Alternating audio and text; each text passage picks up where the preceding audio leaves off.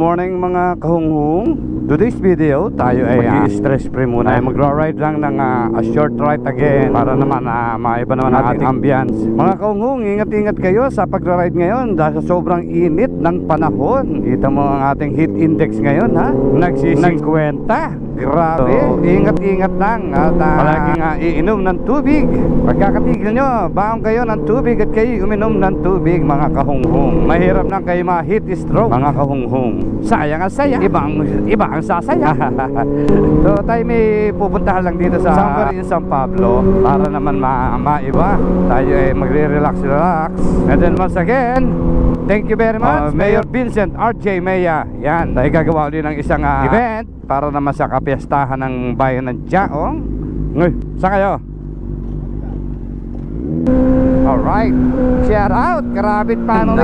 Si Engineer Larry Karabit at ang kanyang anak, papunta daw sila ng Manila. Shout it out. Alright, I like it. Mainit, hindi tayo makapag-gear sa sobrang init. Alright, banking eh.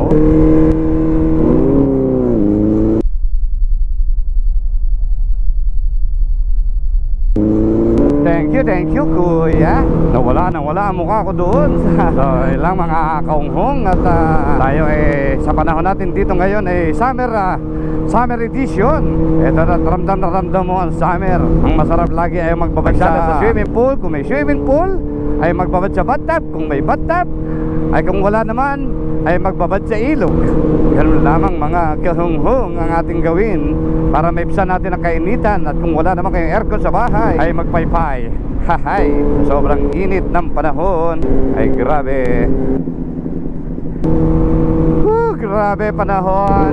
Gusto ko mag-ride ng mag-ride. Pag ganito naman ang panahon, baka kayo ma-heat stroke. Marami pa naman pagkakataon para makapag-ride. Ay shout out sa mga Bulabog boys na wala kumpayang pag-ride.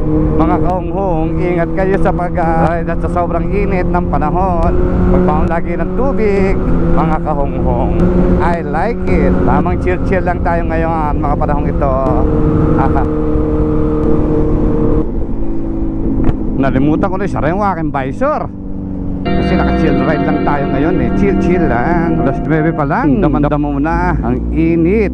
Grabe.